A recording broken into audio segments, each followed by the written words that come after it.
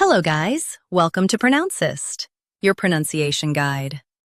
Today we will learn how to pronounce the word shown on the screen, envelope.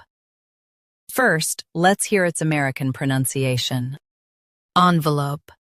Now, read the syllables of U.S. pronunciation shown on the screen naturally. On, v, lop, envelope.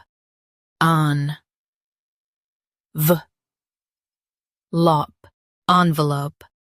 Now, let's focus on British pronunciation of this word, envelope. Now, read the syllables of British pronunciation shown on the screen naturally. N, v, lop, envelope.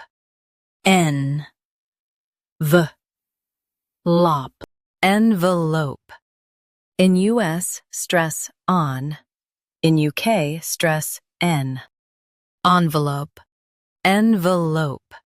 Practice repeatedly and you'll soon be able to say this word perfectly. The best way to practice is to repeat the syllable multiple times.